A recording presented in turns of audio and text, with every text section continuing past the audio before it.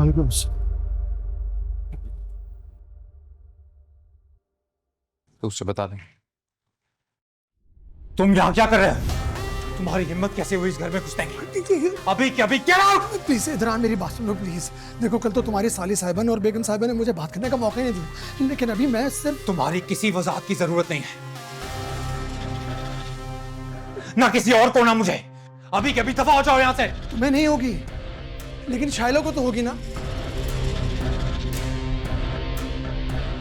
शाइला का नाम भी मत लेना अपनी जबान से। तुम्हें कुछ अंदाजा है कल उसको तुम्हारी वजह से कितनी तकलीफ हुई है? Correction please, correction. मेरी वजह से नहीं बल्कि तुम्हारी साली साहिबा की वजह से, जिसका साथ दिया तुम्हारी बीवी ने। प्लीज मेरी बात तो सुन लो ना, मैं बताता हूं तुम्हें असल हकीकत क्या है। तुम्हारी साली साहिबा हमारे बुटीक पर आई थी।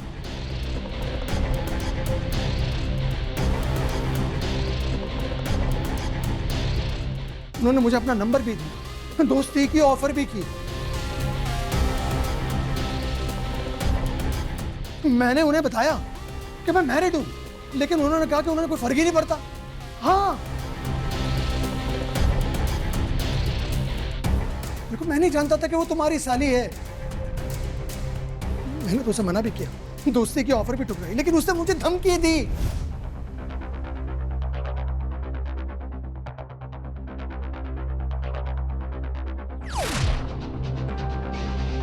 तुम्हें मालूम है ना कि हमारे माशरे में मर्दों के ऊपर हैरेसमेंट का इल्जाम लगाना कितना आसान है, और वो जो सारी तस्वीरें वो एआई जनरेटेड हैं।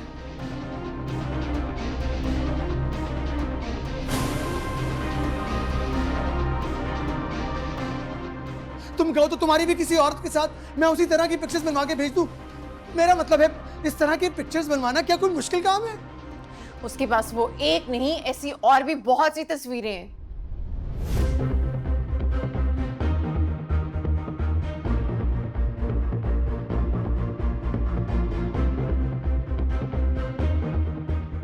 और अगर ऐसा उसने किया भी तो क्यों?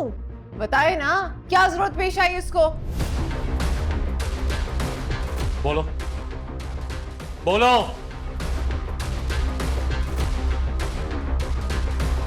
भाई मैं यहाँ और नहीं खड़ी हो सकती, मैं बराह रास्त फिल्म देखकर आती हूँ। अरे अम्मी क्या करिए, आपकी एंट्री सीन के सारे इमोशंस को खराब कर देगी। भाई है ना अकेले, इसलिए। ये तो आप ही बताइए ना भाभी जान, क्यों जरूरत पड़ती है आपको? जिस तरह दरान के होते हुए आप अपने साबका मंगेतर से फोन पर कमाल।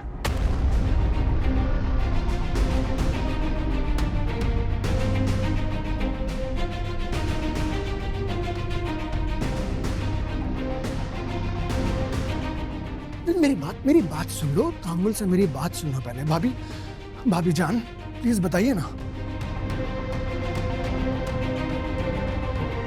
आपको अपने साबका मंगेतर से बात करने की जरूरत क्यों पेश आती है? बोलिए बोलिए।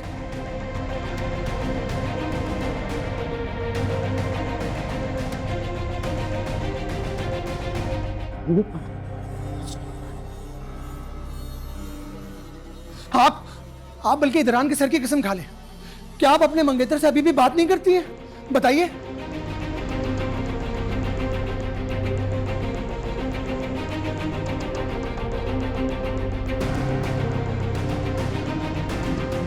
बताइए ना। तुम चुप क्यों?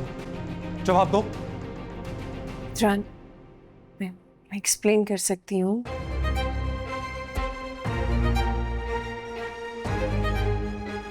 जान, एक दफा कॉल आई। हाँ बस एक बार।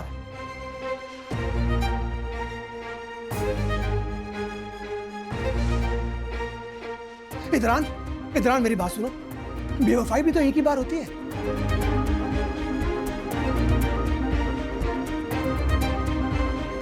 लेकिन तुम्हारे साथ दूसरी बार हो रही है।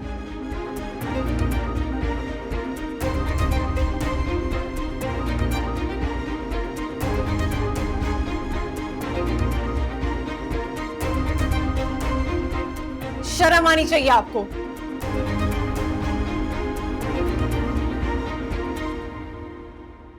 अपनी घटिया हरकतें छुपाने के लिए आप मेरी किरदार का शिकार हैं। नहीं भाभी नहीं, अभी मैं आप पे इल्जाम नहीं लगा रहा हूं।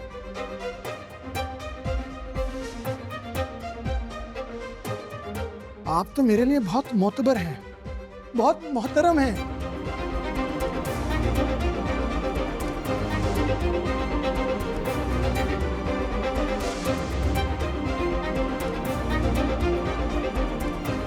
मैं तो बस अपनी बात एक्सप्लेन करने की कोशिश कर रहा हूं कि आपकी बहन अगर हमारे बुटीक आई थी तो वो मेरे लिए एक प्रोफेशनल क्लाइंट से ज्यादा और कुछ भी नहीं थी।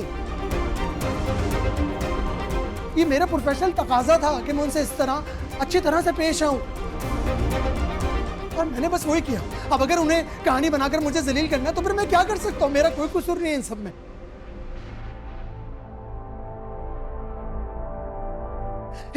इदरान, मैं शाइला की, मैं अंकल की कसम खा के कहता हूं, मैं साबित कर सकता हूं कि वो तस्वीरें फेक थी, एआई जनरेटेड थी। देखो इदरान, कोई अगर किसी को रुस्वा करने का प्लान कर ले तो वो अपनी पूरी तैयारी करके आएगा। कल की पार्टी तो बहुत मौजू थी मुझे बदनाम करने के लिए, मुझे रुस्वा करने का बेहतरीन मौका था, मुझे जलील करने के लिए ऐसा किया गया।